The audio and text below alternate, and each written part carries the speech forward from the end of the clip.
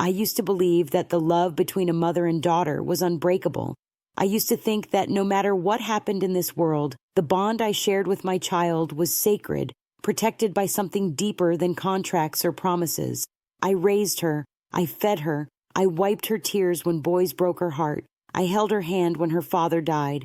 I gave her everything I had and everything I was, and I thought that meant something. I thought it made us untouchable, but I was wrong. My name is Sandra Mitchell, and my daughter Jessica tried to destroy everything I spent 30 years building.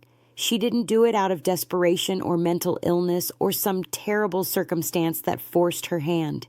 She did it deliberately, coldly, and with a smile on her face every single time she looked me in the eye and told me she loved me. She did it because she felt entitled to what I had.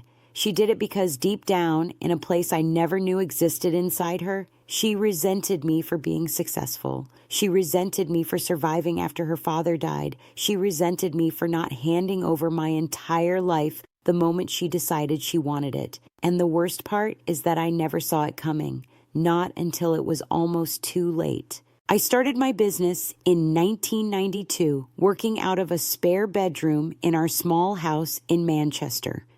My husband, Thomas, was still alive then, working as an electrician, and we were scraping by like everyone else in our neighborhood.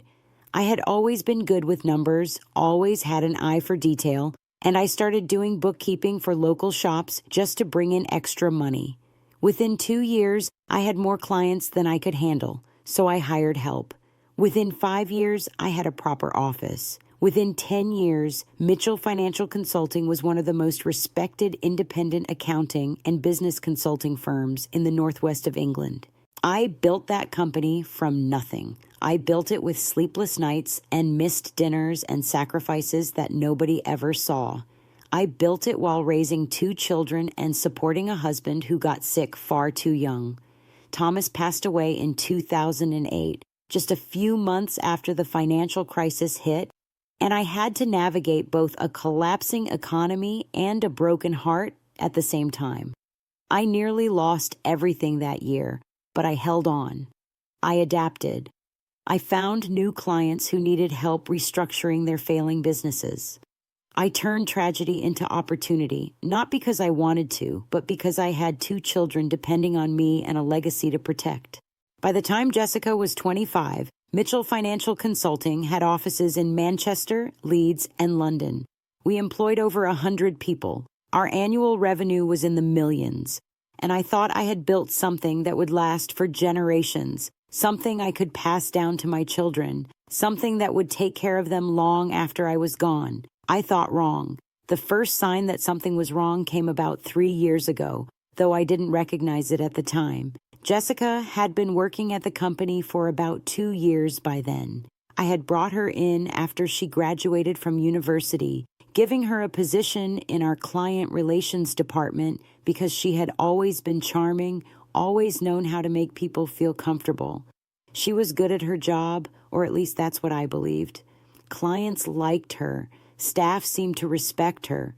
She showed up on time, dressed professionally, and never gave me any obvious reason to worry. But around that time, I started noticing small things that didn't add up. Clients I had known for decades suddenly seemed distant when I spoke to them. Longtime partners started declining meeting requests without explanation. A major account that we had held for 15 years suddenly transferred to a competitor, and when I asked why, the contact person just said they needed a fresh perspective. It stung, but I told myself it was normal. Businesses change, relationships evolve. You can't hold on to everyone forever. What I didn't know was that Jessica was behind all of it. She had been systematically poisoning my relationships for months by that point. She would meet with clients privately, sometimes taking them to lunch or coffee, and she would plant seeds of doubt about my leadership. She told them I was getting older, that my methods were outdated, that the company was headed in the wrong direction. She told them that I was difficult to work with, that I didn't listen to feedback, that I was holding the company back with my stubbornness. And then she would offer an alternative. She would tell them about a new firm that was starting up, a younger company with fresh ideas and better technology, and she would quietly suggest that maybe they should consider making a switch. The new firm was called Coleman Consulting, and it was owned by Derek Coleman, Jessica's boyfriend of 3 years. I had met Derek plenty of times. He came to family dinners. He brought flowers on holidays. He smiled and shook my hand and told me how much he admired what I had built. And the whole time, he and my daughter were planning to steal it all right out from under me. I didn't find out about any of this until much later, of course. At the time, I just thought I was going through a rough patch. Every business has them. You lose clients sometimes, you make mistakes, the economy shifts, competition increases. I told myself it was temporary, that I just needed to work harder, adapt faster, be better. I started putting in longer hours. I started second-guessing every decision I made. I started wondering if maybe I really was too old for this, if maybe I really had lost my touch. And Jessica was right there beside me the whole time, offering comfort and support, telling me that everything would be okay, that I was doing a great job, that I just needed to have faith in myself. She would bring me tea in my office late at night.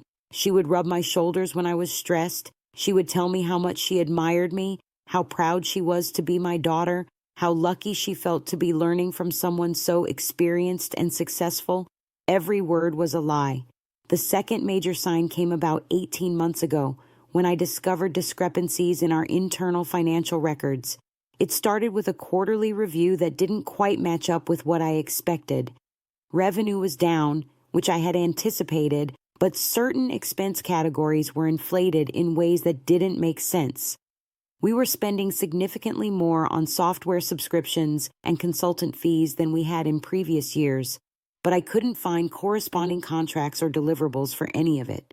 I asked Jessica about it because she had been handling some of our vendor relationships by then. She told me not to worry, that it was just a new accounting system that was categorizing things differently, that everything was properly documented and she would straighten it out. I believed her. Of course I believed her. She was my daughter. She had no reason to lie to me. We were family, but the discrepancies kept appearing. Quarter after quarter, money was going places I couldn't trace. Payments were being made to companies I had never heard of. Invoices were being processed for services I had never authorized. And every time I brought it up, Jessica had an explanation. The vendors changed their business names. The services were necessary upgrades that I had verbally approved months ago. The accounting system was still being fine-tuned.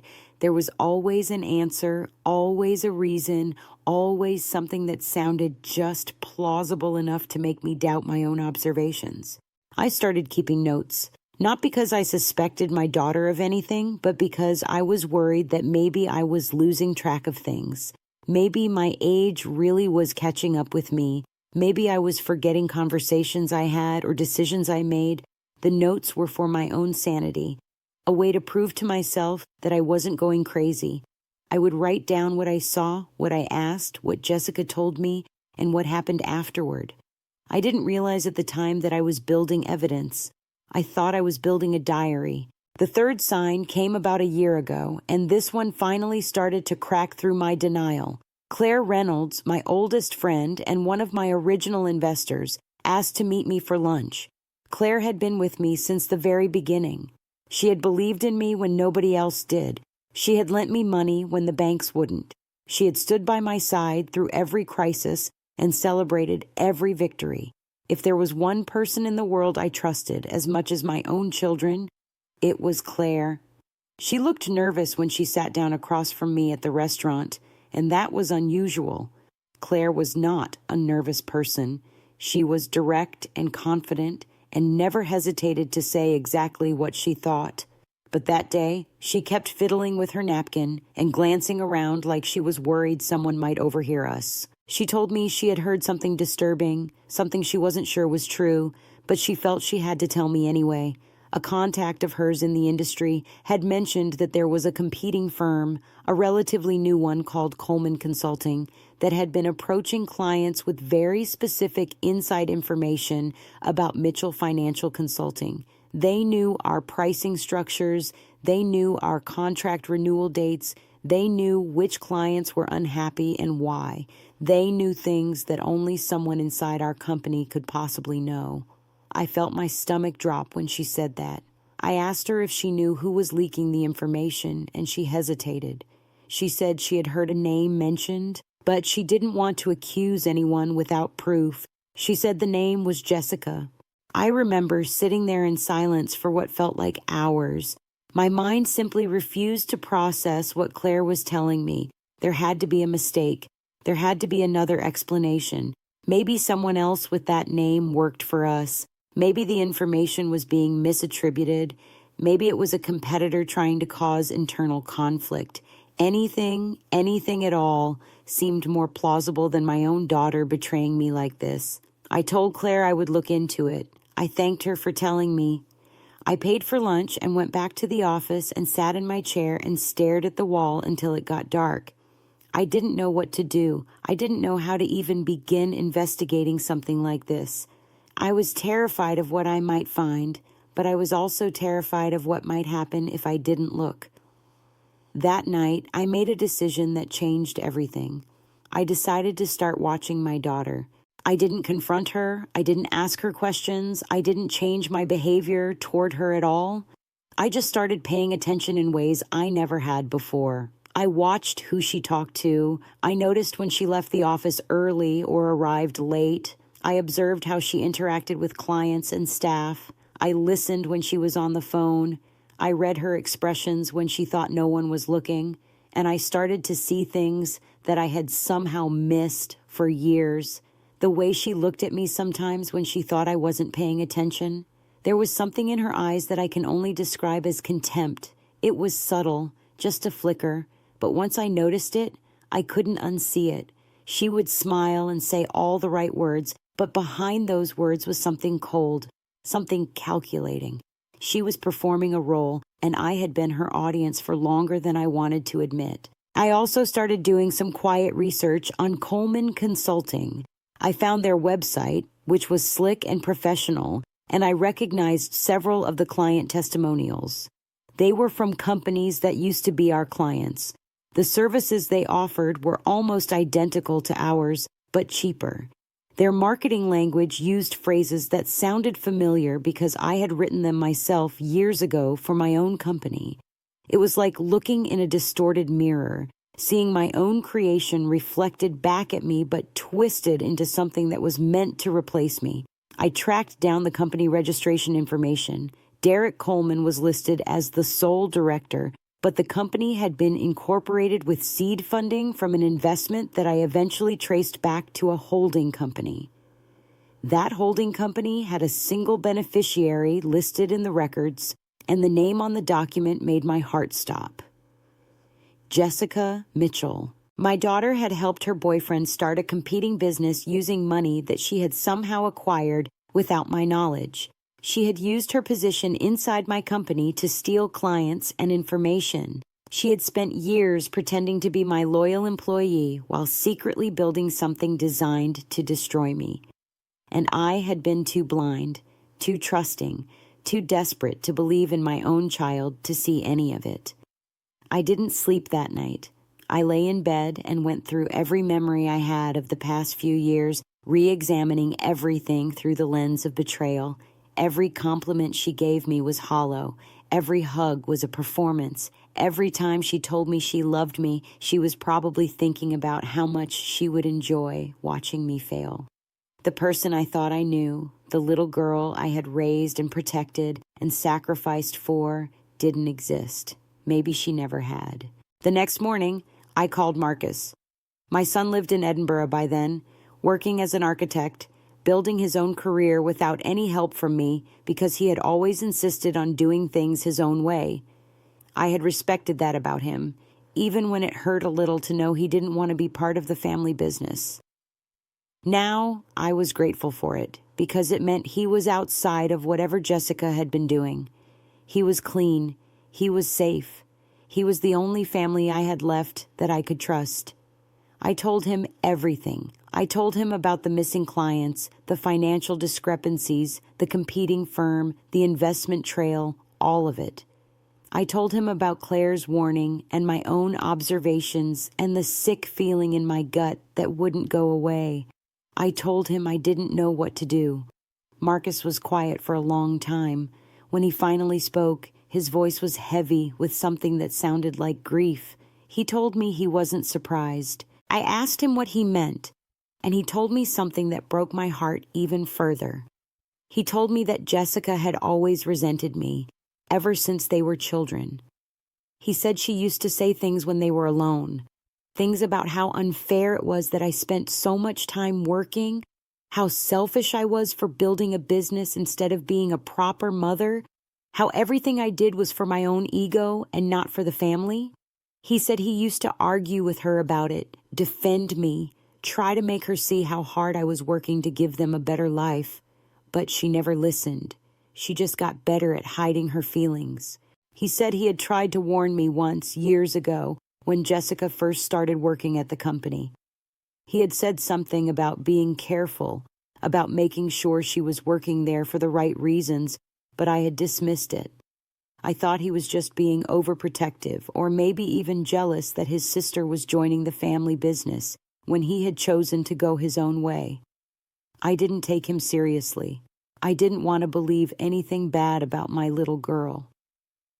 Marcus said he had stopped trying to warn me after that because he could see I wasn't ready to hear it, but he had never stopped watching.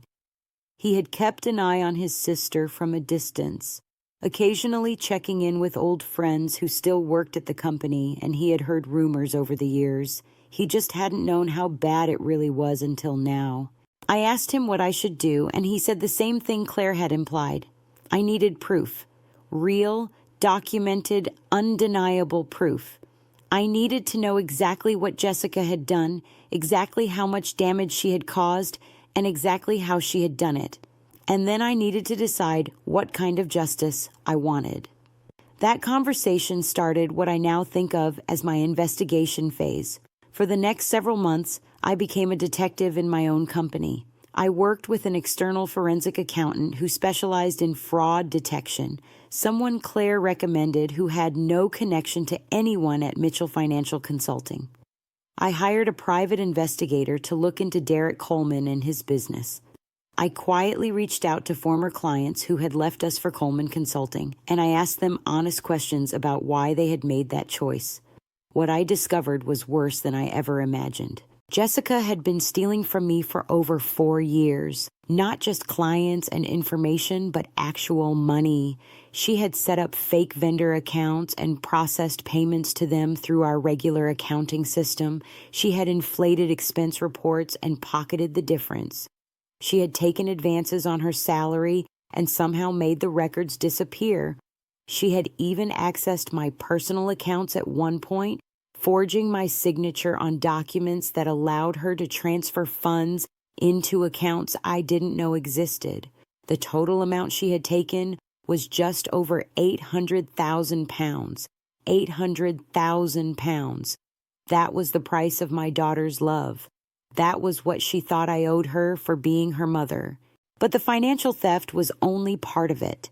The forensic accountant also uncovered evidence that Jessica had been sharing confidential client information with Coleman Consulting for years. She had copied files, forwarded emails, downloaded databases. She had given them our proprietary software systems and training materials. She had essentially handed them a blueprint for everything that made Mitchell Financial Consulting successful, and they had used it to systematically steal our market position. At least 40 of our former clients had been specifically targeted using information that Jessica provided. Many of them had been offered deals that exactly matched or slightly undercut our contracts, terms that would have been impossible to offer without knowing our pricing in advance. Some of them had been told lies about me personally, stories about health problems or retirement plans or ethical violations that made them lose confidence in the company's future. Jessica had poisoned the well so thoroughly that even some clients who stayed with us did so with reservation and doubt. And then there was the matter of my reputation. The private investigator found evidence that Jessica and Derek had been running a coordinated campaign to damage my professional standing for over 2 years. They had planted negative reviews on business rating sites. They had spread rumors at industry events. They had reached out to journalists and bloggers with anonymous tips about supposed problems at my company. They had created fake social media accounts to amplify criticism and attack my personal character. They had done everything possible to make me look like a failing, outdated businesswoman who was on her way out. Some of this campaign had been successful. I discovered that 2 potential partnership deals I had been pursuing had fallen apart because of concerns about my leadership that I had never understood at the time. I learned that at least 1 major client had been on the verge of signing with us, but had changed their mind at the last minute because of something they read online. I found out that some of my own employees had heard whispers and started updating their resumes, worried about the company's stability. My daughter had tried to destroy not just my business, but my legacy, my identity, my place in the world. She wanted me to fail. She wanted me to lose everything, and she wanted to be there to pick up the pieces when I did, stepping into my role as if she had earned it, as if she deserved it, as if she hadn't stabbed me in the back 1,000 times to get there. The question now was what to do about it. Part of me wanted to confront her immediately. I wanted to walk into her office and throw the evidence on her desk and watch her face as she realized that she had been caught. I wanted to scream at her, demand explanations, ask her how she could do this to her own mother.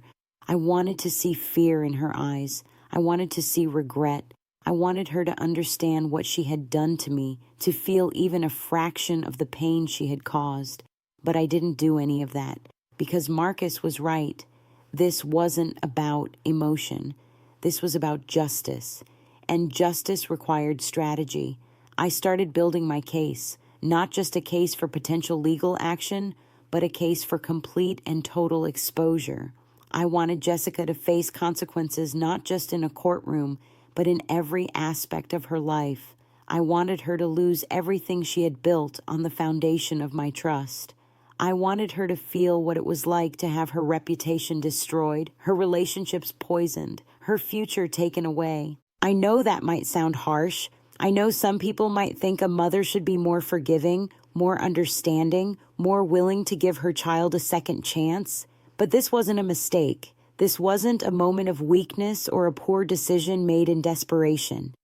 This was years of calculated betrayal, years of looking me in the eye and lying, years of pretending to love me while actively working to ruin me.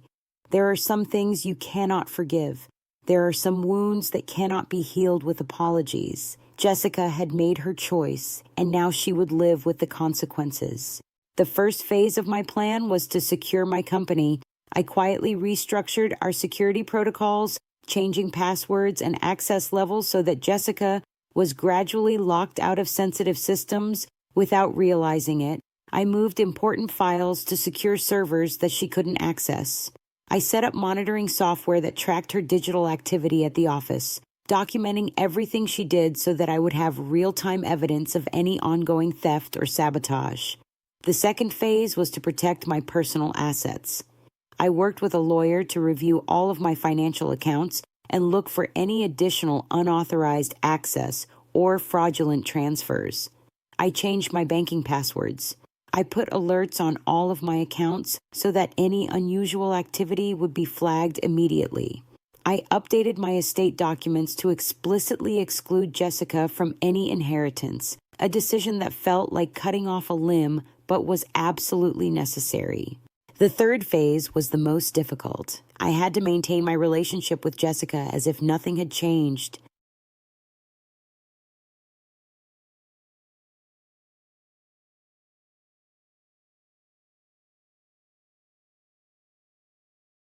This was the hardest thing I have ever done in my life. Every day, I had to walk into the office and see her sitting there, smiling at me, calling me mom, pretending to be the devoted daughter she had never actually been. Every day, I had to return her smiles and play along with her performance, hiding the fury and the grief that burned inside me. Every day, I had to remind myself that this was temporary, that I was gathering evidence, that justice was coming, but it hurt. God, It hurt so much. There were moments when I thought I couldn't do it anymore, when I wanted to break down and confront her just to end the unbearable pretense. There were nights when I cried myself to sleep, mourning the daughter I thought I had, the relationship I thought we shared, the future I thought we would have together. There were times when I doubted everything, wondering if maybe I was wrong. Maybe there was some explanation I was missing. Maybe my little girl wasn't really a monster after all. But the evidence didn't lie. The numbers didn't lie. The emails and the documents and the testimonies from former clients didn't lie. Only Jessica lied. Only Jessica had lied for years and years and years. Marcus was my anchor during this time. We talked almost every day, and he helped me stay focused on the goal. He reminded me why I was doing this. He validated my feelings without letting me spiral into despair. He helped me see Jessica clearly, not as my child, but as someone who had made deliberate choices to harm me and who needed to be held accountable for those choices. Claire was also invaluable. She helped me navigate the business side of things, suggesting ways to shore up client relationships and repair some of the damage that Jessica had done. She connected me with legal experts who specialized in corporate fraud and employment law. She was there when I needed to vent and there when I needed practical advice. I don't know what I would have done without her. About 4 months into my investigation, something happened that almost derailed everything. Jessica announced that she was engaged to Derek. She told me at dinner one evening, holding out her hand to show me the ring, beaming with happiness that I now knew was completely fake. She said Derek had proposed on their anniversary. She said they were planning a spring wedding. She said she hoped I would be there, that it would mean so much to her to have her mother's blessing. I smiled and hugged her and said congratulations. I told her I was happy for her. I asked about the venue and the guest list and the dress. I played the part of the excited mother perfectly, even though inside I was screaming. This changed my timeline. If Jessica and Derek got married, their assets would become entangled in ways that could complicate legal action. They might be able to protect each other from consequences. They might even be able to claim that any stolen money was community property or marital assets. I needed to move faster. I pushed the forensic accountant to complete his final report. I met with lawyers to discuss my options for criminal prosecution and civil litigation. I reached out to industry contacts and journalists who I trusted, laying the groundwork for public exposure when the time was right. I documented everything I could about Derek Coleman's involvement, building a case against him as well as against Jessica, and I set a date.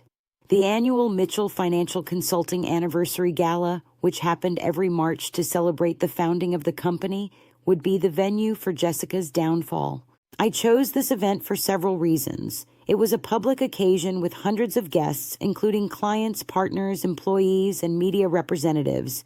It would give me a platform to tell my story and present my evidence to everyone who mattered at once. It would be impossible for Jessica to spin or cover up what happened when so many witnesses were present, and there was a certain poetic justice in exposing her at an event that celebrated the company she had tried to destroy. The weeks leading up to the gala were the most stressful of my life. I had to finalize all of my evidence and organize it into a presentation that would be clear and compelling. I had to coordinate with my lawyers and the forensic accountant to make sure everything was airtight. I had to arrange for security in case Jessica or Derek reacted badly. I had to prepare myself emotionally for what was going to be an incredibly difficult and painful public confrontation. I also had to keep pretending that everything was normal. Jessica was involved in planning the gala because she always had been, and I had to work with her on logistics and guest lists and catering decisions while knowing that this event would be her undoing. It was surreal, sitting in meetings with her and discussing flower arrangements while mentally rehearsing the speech that would expose her crimes. The day before the gala, something unexpected happened. Jessica came to my office late in the afternoon, after most of the staff had gone home. She closed the door behind her and sat down across from my desk, and for a moment she just looked at me with an expression I couldn't quite read. Then she asked if I knew. My heart stopped. I thought she had somehow found out about my investigation, that she was going to confront me before I could confront her. But that wasn't it. She asked if I knew how hard it was to be my daughter. She asked if I knew what it felt like to grow up in my shadow, always being compared to my success, always being expected to live up to my legacy.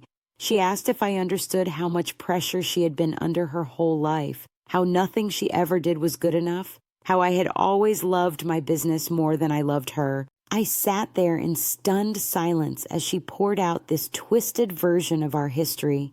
She talked about feeling neglected as a child, about resenting the time I spent at work, about wishing her father had lived so that she would have had at least one parent who truly cared about her. She talked about coming to work for me and realizing that I would never see her as capable, would never give her real responsibility, would never let her prove herself. She talked about feeling trapped and desperate and seeing no other way to get what she deserved. She was trying to justify herself. She was trying to make me sympathize with her. She was trying to reframe her years of theft and betrayal as some kind of understandable response to her difficult childhood. And here is what hurt the most about that conversation. Part of me wanted to believe her. Part of me wanted to reach across the desk and hold my daughter and tell her I was sorry for whatever I had done wrong as a mother. Part of me wanted to find a way to make this okay, to salvage something from the wreckage, to heal instead of destroy. But I knew what she had done. I knew the extent of it. I knew that nothing she was saying now could excuse stealing hundreds of thousands of pounds, sabotaging clients, destroying my reputation, and doing it all while pretending to love me. Her difficult feelings about growing up in my shadow did not give her the right to try to ruin me. Her resentment did not justify fraud and theft and systematic betrayal. She was not a victim. She was a criminal, and I was not going to let her manipulate me one more time. I told her I appreciated her sharing her feelings. I told her we could talk more after the gala. I told her to get some rest because tomorrow would be a big day. She smiled at me. She said she loved me. She walked out of my office and went home to her fiancé, probably thinking that she had successfully laid the groundwork for some kind of reconciliation, some path back into my good graces. She had no idea what was coming. The night of the gala, I arrived early to make sure everything was in place. The venue was a beautiful, historic hotel in central Manchester, decorated elegantly with the company colors and banners celebrating our success over the decades. Tables were set up for dinner. A stage was prepared for speeches and awards, and a large screen behind the podium would be used for presentations throughout the evening. I had arranged for my forensic accountant to be there, as well as my lawyers and a private security team. I had invited 2 journalists I trusted who specialized in business and finance coverage. I had made sure that several of our largest remaining clients were seated near the front, where they would have a clear view of everything. And I had prepared a presentation that would tell the full story of what Jessica had done, complete with documents, emails, financial records, and recorded phone calls that demonstrated her guilt beyond any reasonable doubt. Jessica arrived looking radiant.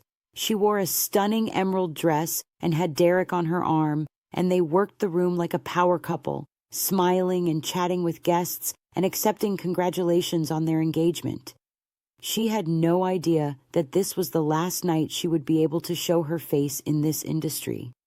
She had no idea that in a few hours, everyone in that room would know exactly who she really was. The evening proceeded normally at first. Dinner was served, champagne was poured, small talk filled the room. I gave a brief welcome speech, thanking everyone for coming and celebrating the company's history. I acknowledged key clients and partners. I made jokes and told stories and played the part of the gracious hostess.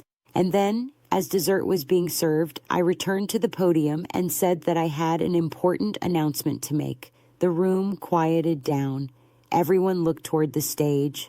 I could see Jessica sitting at her table near the front, looking curious but not alarmed. She probably thought I was going to announce her promotion or give her some kind of public recognition. She had no idea. I started by talking about trust. I said that building a business requires trust in your partners, your employees, your clients, and most importantly, your family. I said that I had always believed in the power of trust, that I had built Mitchell Financial Consulting on a foundation of honesty and integrity and mutual respect. I said that trust was the most valuable thing any of us possess, and that when trust is betrayed, it hurts more than any financial loss ever could. I could see Jessica's expression starting to change as I spoke. She was sensing that something was wrong, but she hadn't yet figured out what it was. Derek put his hand on her arm, and she looked at him uncertainly. Then I changed the screen behind me to show the first piece of evidence. It was a financial document showing unauthorized payments to a vendor account that had been traced directly back to Jessica. I explained what the document showed and how the forensic investigation had uncovered it. I explained that over the past 4 years, hundreds of thousands of pounds had been stolen from the company through fraudulent transactions, and that all of the evidence pointed to one person. Jessica stood up. Her face was pale and she was shaking her head, but she didn't say anything. The room was completely silent. I continued. I showed emails that Jessica had sent to Derek containing confidential client information. I showed documents proving that she was a hidden investor in Coleman Consulting. I showed records of the smear campaign she had orchestrated against me and the company. I showed everything, piece by piece, laying out the full scope of her betrayal for everyone to see. People in the audience started murmuring. Some were looking at Jessica with shock. Others were looking at me with sympathy. Several of our clients were visibly angry as they realized that their confidential information had been stolen and shared with a competitor. The journalists in the room were taking notes furiously. Jessica finally found her voice. She shouted that it wasn't true, that I was lying, that I was a crazy old woman who was trying to frame her. She said I had always been jealous of her, that I had never wanted her to succeed, that I was doing this to destroy her because I couldn't stand to see her happy. She grabbed Derek's arm and pulled him toward the door, but security was waiting at the exits, and they weren't going anywhere. My lawyers stepped forward and explained that criminal charges had been filed against both Jessica Mitchell and Derek Coleman for fraud, theft, corporate espionage, and conspiracy. A police investigation was ongoing, and they would likely be taken into custody within the next 24 hours. In the meantime, they were being barred from entering any Mitchell Financial Consulting property, and their access to all company systems had been revoked. Jessica was crying now, ugly sobs that ruined her makeup and twisted her face into something unrecognizable. She kept screaming that it wasn't fair, that I had no right to do this to her, that she was my daughter, and I was supposed to love her no matter what. She demanded to know how I could be so cruel. I looked at her for a long moment. The room was completely silent, everyone watching this confrontation between mother and daughter, and I felt a strange calm settle over me. All of the anger and grief and hurt that I had been carrying for months seemed to crystallize into something hard and clear. I told her that I did love her. I said that loving someone doesn't mean protecting them from the consequences of their choices. I said that she had made her decisions knowing they were wrong, and now she would have to face what came next. I said that I hoped one day she would understand why I had to do this, but I wasn't counting on it. And then I told her goodbye. Derek was arrested the next morning at the hotel where they had been staying. Jessica was taken into custody a few hours later when she showed up at the police station, apparently thinking she could somehow talk her way out of the situation. The charges against both of them were extensive, and given the amount of evidence I had gathered, plea deals were unlikely. The fallout in the industry was immediate and severe. Coleman Consulting collapsed within weeks as clients fled and employees resigned. The story was covered extensively in business media, and the name Jessica Mitchell became synonymous with corporate betrayal.